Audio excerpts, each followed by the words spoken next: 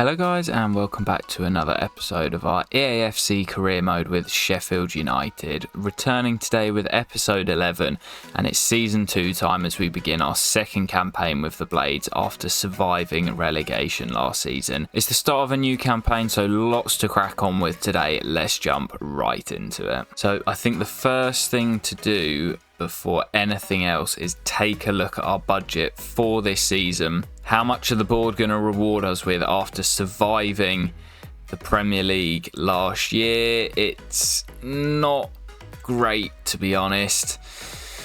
28.75 million, really, 29 million. Not great. It doesn't get you a lot in today's game in the Premier League. We're going to have to be very, very transfer savvy again this year. Man, that is gutting.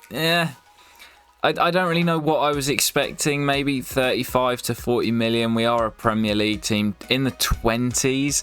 Yeah, it's not looking good, guys. So with that budget in mind, there are obviously a couple of players that we're going to look to shift on this summer. A couple of players who have requested transfers, but I don't really think they're going to raise us a huge amount of money. So yeah, as I say, we're going to have to be very, very transfer savvy.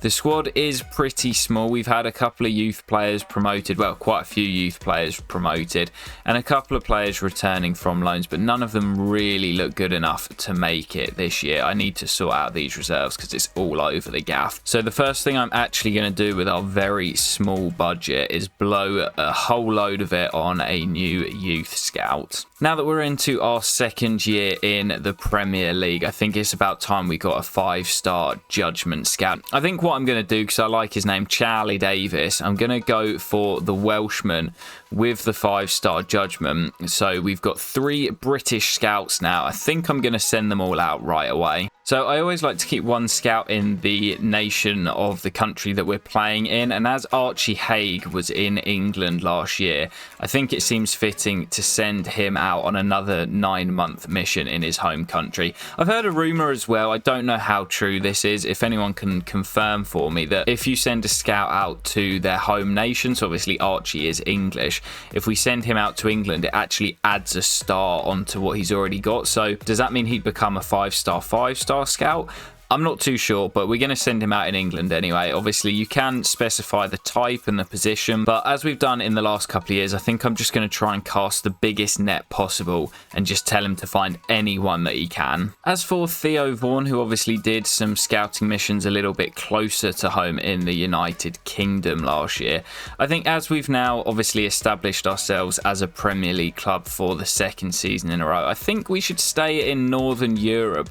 But I quite like the idea of scouting Scandinavia. It is really tempting to go and find the next Martin Ødegaard or Erling Haaland. Norway is such a tempting place to scout. I think for Theo, it's where we're going to send him for this upcoming season. Go and find us the next Erling Haaland, Theo. And as for our new 5-star judgment scout, Charlie Davis, I don't think we've quite established ourselves enough and probably wouldn't have the scouting budget to go as far as North or South America or even Africa, Asia, Australia. I think we have to stay in Europe. Where's really tempting me at the moment is in the south of Europe, and it's Greece, a country that I absolutely love. I've been there so many times on holiday. I absolutely love the people. I love the country. Been to loads of different Greek islands. And of course, if you've been watching the My Player Save, we of course had Clyde Lolos, who is a Greek lad, and he was sort of our bro in that first season, with Clyde being our boy in the My Player. Let's get Charlie Davis. His first youth setup for us is going to be in Greece. So what I'm actually going to do now, guys, is just advance one day in the calendar, as that sort of sets the season in motion.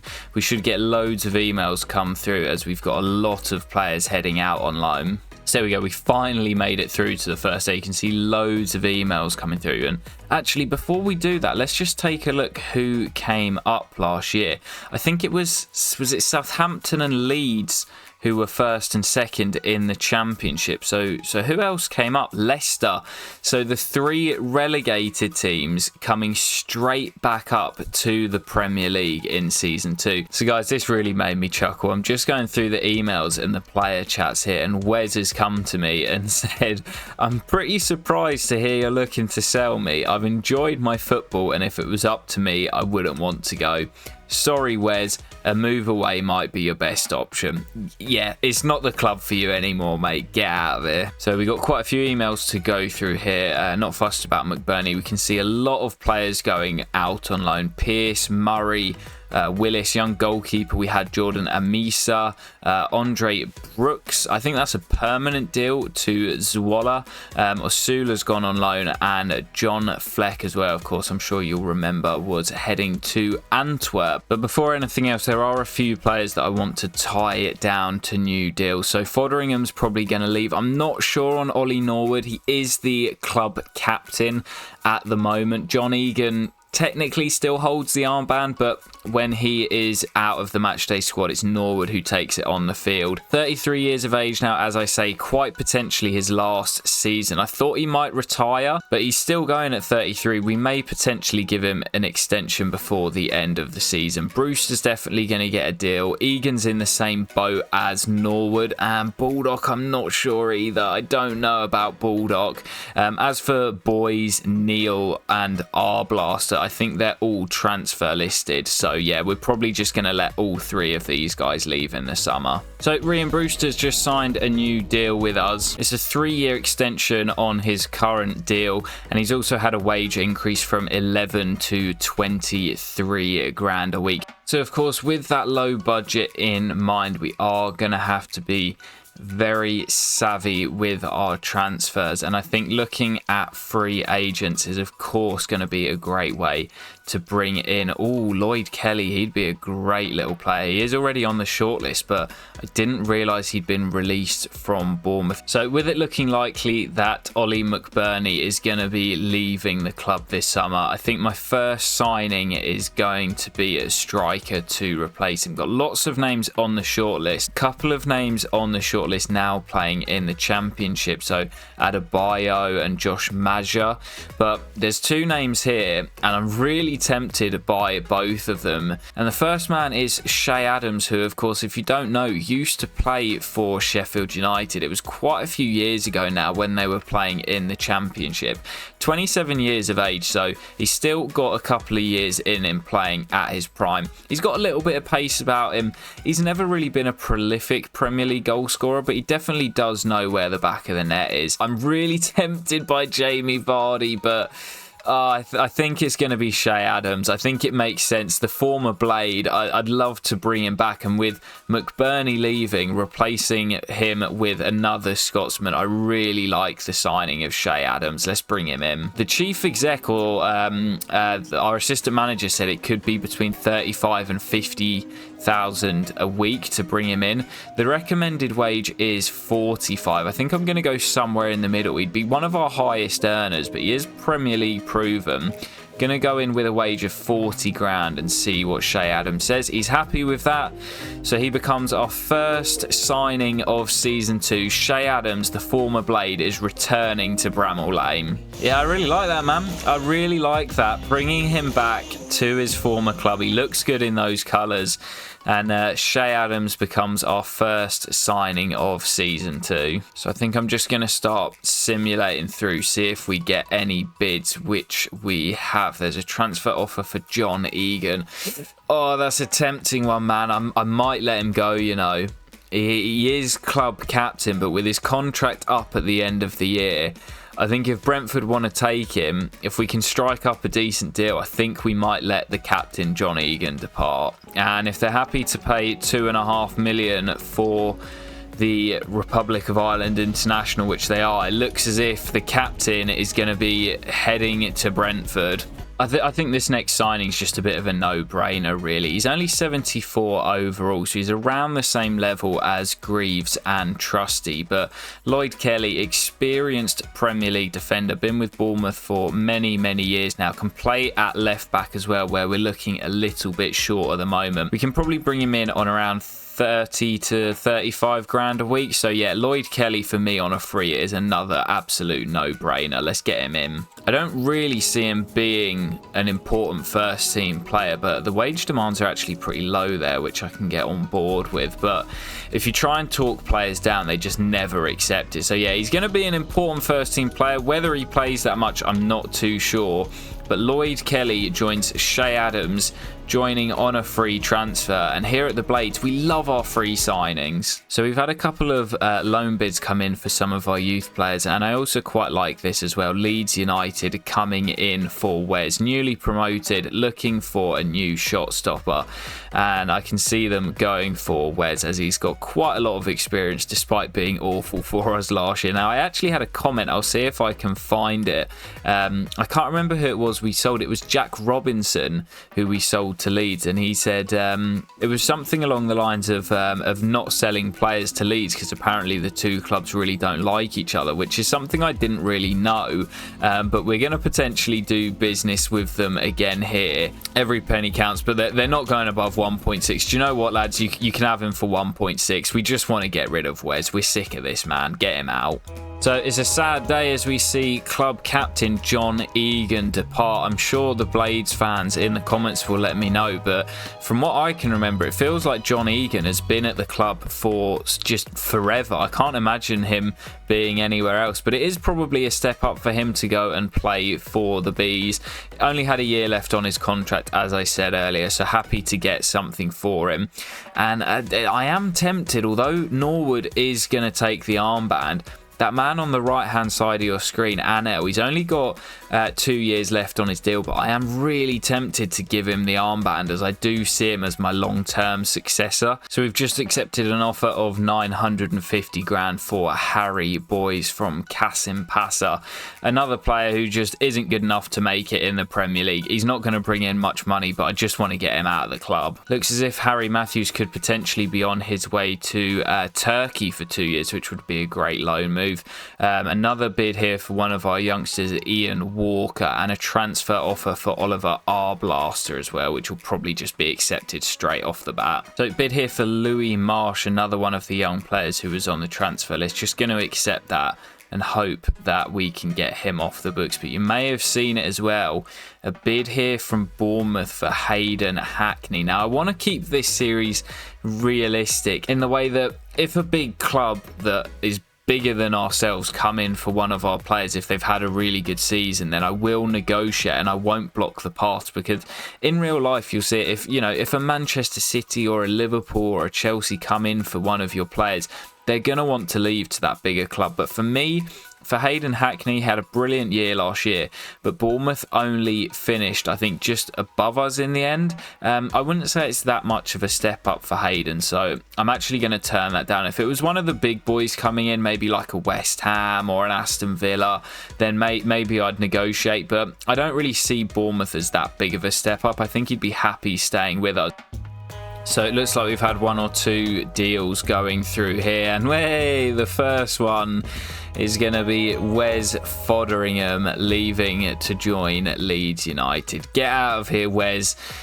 He just wasn't good enough for us. I do wonder where we would have been last year if we'd had a better keeper. He did make some brilliant saves at times, but some of the howlers he made, especially in that game away at Brentford at the end of last year, man, oh man, my head was on Mars in that game. We've also seen Harry Boyes, the young left-back, head to Kasimpasa for just under £1 million, 950 grand for Harry to head to Turkey. So we've had a loan offer for Boyaba here from Watford, which of course I will delegate, and a big bid as well from AS Monaco for Max Lowe. I'd like to keep him in England for realism's sake, but if Monaco come calling and he gets the opportunity to play in the Champions League, there's no way that I can stand in his path. I do know that Monaco, being a Champions League team though, will have money to spare, so I'm not just going to let him walk away. And yes, 6.25 million, I think that's a pretty good deal,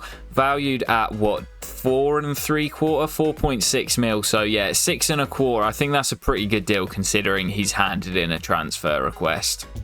Another couple of deals going through here by the looks of it. I think that's Harry Matthews. It is. I quite like that move, you know. The Welshman with the little mohawk heading to Turkey for 2 years. I love that. Harry, brother of Reece, is off to go and get some first team football in Turkey for a few years. And man, our fax machine here has been going absolutely mental in Sheffield. We've had so many bids coming in. Obviously, we've got a lot of players on the loan list, but just bids coming in pretty much every single day. There's an offer here from Feyenoord for Ollie McBurney, which for 3 million quid I'm just going to accept off the bat. Also a loan bid here for Seamus Allen, which I quite like. We're not going to allow him to go with a buy option, but if Norwich want to take him on loan for 2 years, that will really help his development. And for Ryan Brewster, although I said I want to keep it realistic, that is obviously, you know, Valencia, a big team coming in for him. He's literally just signed a new deal, so we're going to reject that one. It was literally signed like 12 days ago, Valencia. Why are you coming in for him? So more deals going through here. Oliver Arblaster heading to the MLS, New York City.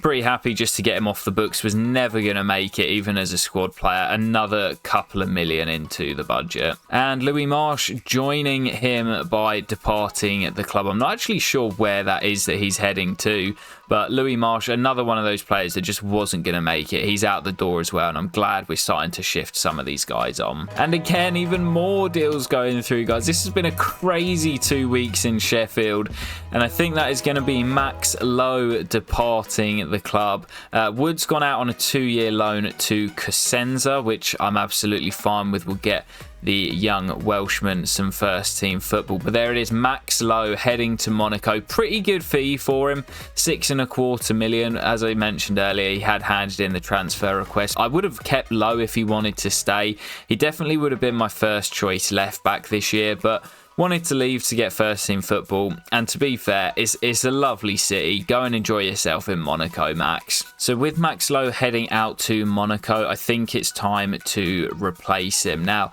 got a couple of names on the shortlist. Obviously, we brought in Lloyd Kelly, who can play at left back, but I wouldn't say he's a natural there. Had a comment the other day, which I'll put on screen, for John Tolkien, who apparently the Blades are linked with in real life. I might revisit this guy, but he's moved on to Villarreal in the career mode, and I don't see him, having moved there for 1 year, heading to Sheffield United. So I was going to bring this guy in as potentially a backup, but I think I'll leave him where he is for now. Haven't even got the scout report back on him. But the two names I've got on the shortlist that we're looking at, Ryan Sessegnon and Ryan Giles of Luton Town, both relegated from the Premier League last season. Haven't got the scout report back on Ryan Sessegnon yet, but I think that's because I already know I want to bring in Ryan Giles. 24 years of age, he's absolutely rapid, and we know that in this system we really like to use the fullbacks with Jayden Bogle on the right and Giles on the left. I think we've got some real attacking threat. With our pretty limited budget, I think that's a great replacement for Max Lowe. Let's see if we can bring him in.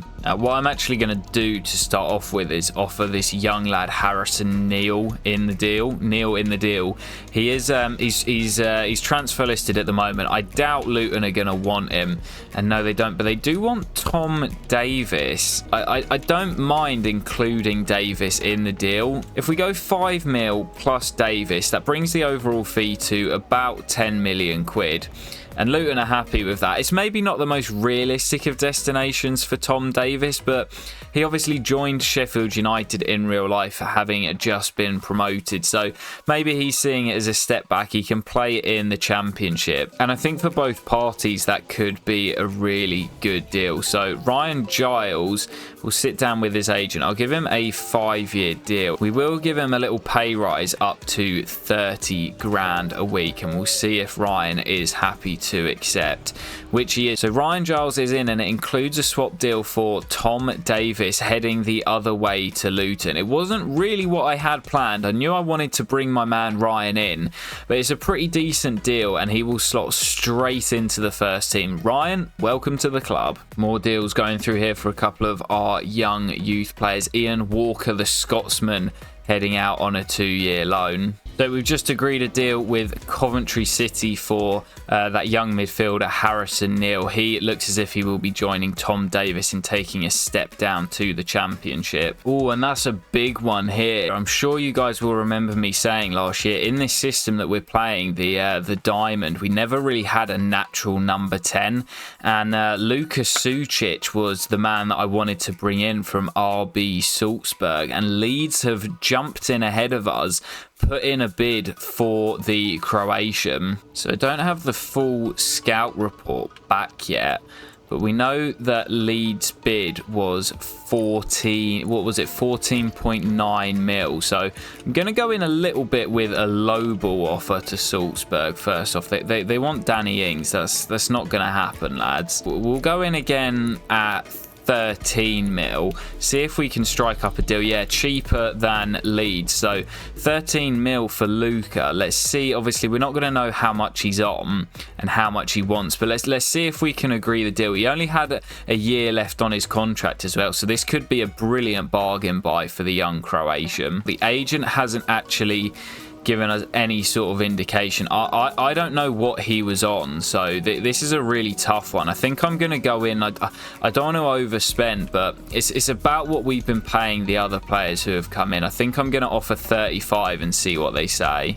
And yep, Sucic is happy with that. So we beat Leeds United to the signing of the Croatian. We paid less than them as well.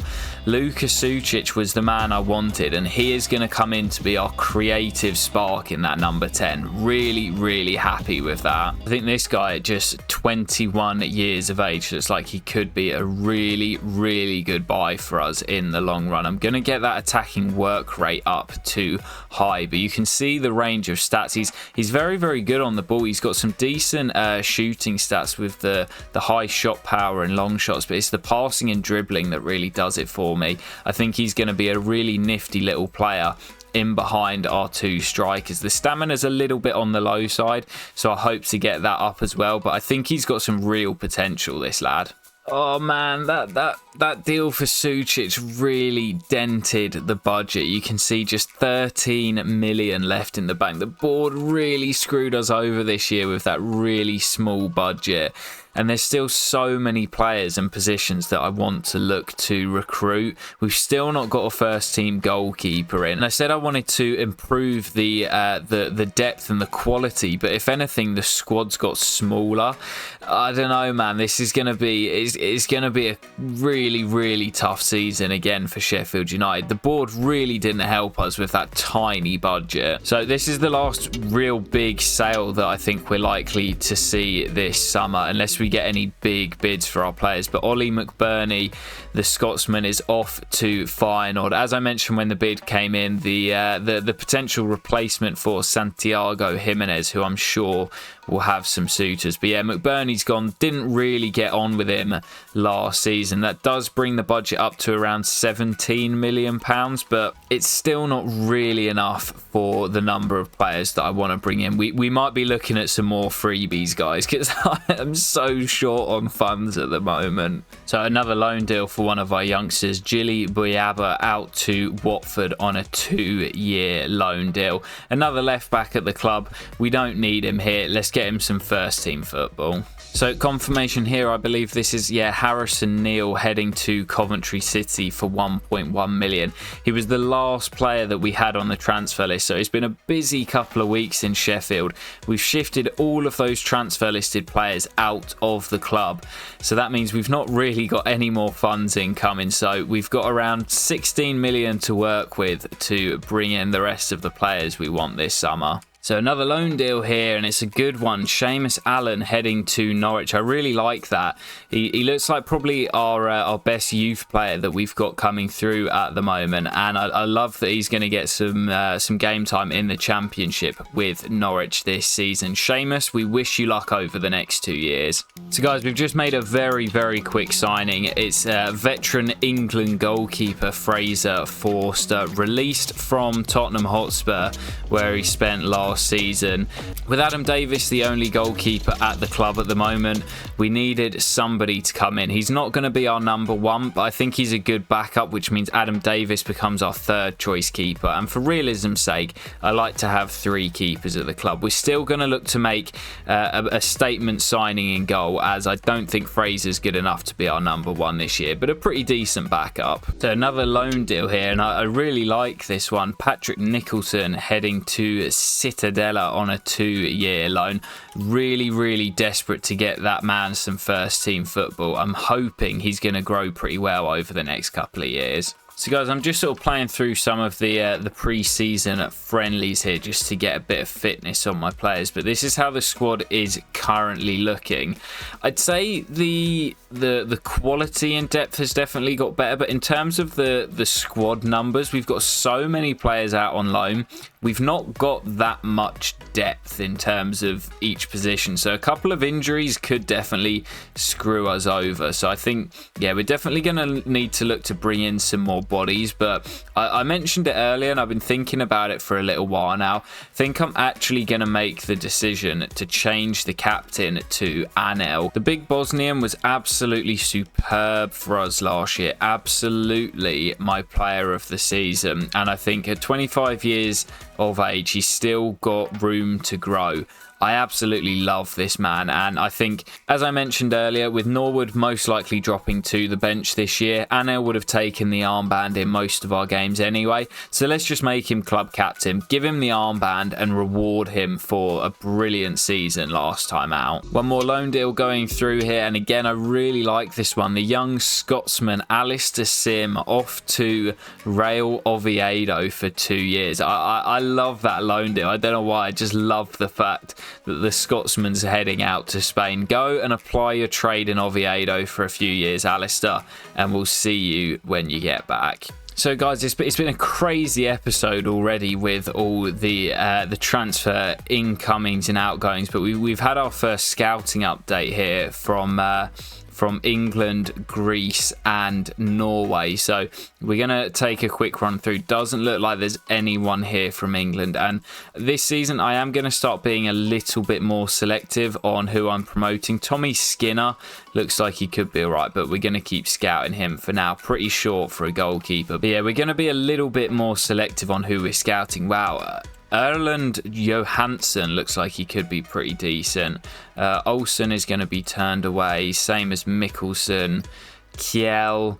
None of these guys making the cut just yet. Sander Simonsen we'll keep scouting for now. But yeah, as you can see, we're going to be a little bit more selective, as there's quite a few players in the academy already and players loaned out, so I want to make sure we're only getting the creme de la creme of the youth players. As for Greece, oh wow, Georgios Dimitriou. I like the look of this guy. Centre back and centre mid listed positions. Yeah, I quite like the look of this guy. Georgios, the big Greek as well. I love that. And guys, to end today's episode, as I think it's been quite a long one with all the transfer goings on, with just under 17 million left in the budget, I really want to bring in our new first team goalkeeper. We've had some scout reports back, and I don't know who to go for at the moment. So let's go and see who we've got on the shortlist and who we want to bring in. And I really don't know who to go for. I mean, Dean Henderson, I'd love to get him. I only scouted him because I thought Palace might go down, but of course they ended up staying in the top flight. Forest have 2 really good keepers in Matt Turner and Vlachodimos. The Greek shot stopper is going to be way too much for us, so it's not going to be Vlachodimos or Henderson. So yeah, guys, I'm really stuck who to go for here, because Muric and Turner are a little bit more developed, whilst they're going to cost a little bit more, around probably 9 to 10 million. I've also got 2 Irish keepers, Kelleher of Liverpool, who of course has always been number 2 to Alisson, and also Gavin Bazunu of Southampton. Now, I had a comment a while back to look at Bazunu in January of last year. We didn't really have the funds to go after him, and of course Southampton did get promoted this summer, so part of me wants to leave Bazunu there, but I think if we're going to spend around 5 million quid, would we rather get the younger Bazunu or the maybe more experienced Kelleher? I really don't know. I think as much as I'd love to get Turner or Muric, it's going to blow a lot of our money, where I still need to bring in a few squad players. Kelleher or Bazunu are going to be a little bit more within our budget. Despite Southampton getting promoted this year, I think I'd like to go after Bazunu. Of course, we have seen it before where even when teams have been promoted, big players have left. You know, think of Sheffield United this season. Sander Berger leaving to join Burnley, who also came up alongside the Blades, and Iliman and Dye as well, who went to Marseille when he was sort of their star boy. So it's not completely off the cards that potentially, even though Southampton have been promoted, that Gavin sees this as a step up to what he's currently got. I'm going to be a little bit cheeky and go, I think, in with the initial offer of 3.9. And mate, please could you put a shirt on? What are you doing in my office without a shirt? That's awful negotiation as well. They want Hayden Hackney and £8,000. Not going to happen, lads. But this guy's just sat in my office without a shirt on. What is going on, man? All right, 4 million quid. Pretty happy with that. It's a 100 grand over the valuation with 2 years left on his contract. I think with room to grow, he could be a really good long-term goalkeeper for us here at Sheffield United. Yeah, so we're going to tie him down to a 5-year deal. We're going to bump that wage up to 30 grand a week. And Gavin is in from the Saints. Obviously, they promoted to the Premier League this year, but Bazunu has chosen to jump ship and come to the Blades, knowing that he will be our number one. So yeah, Bazunu is in, and although only 72 overall, 3 lower than Fraser Forster and Wes, who was here last year, I think there's every chance that we see quite a lot of growth from Bazunu this year, and he could be up to 75, 76 come the end of the season. We're going to start him on the development plan and try to get him growing as early as we can, but bit of a budget buy. Gavin Bazunu is in from the Saints. And guys, I think that is where we will leave it for now. Lots and lots of content in today's episode. We've absolutely smashed the transfer window so far. We've got 11.5 million in the budget, so still a little bit of money to work with before the season opens in just a few weeks' time. A couple of players that I want to bring in to bolster the squad, as I still don't think we have that much strength in depth. So let me know if you do have any transfer targets of your own, and I will consider them for this summer transfer window and heading into January as well. But as I say, guys, that is where we will leave it for today. I hope you have enjoyed the Season 2 opener with Sheffield United. We'll be back in the next one to close out the transfer window and begin the campaign. I'll catch you for the next episode very soon, guys, and peace.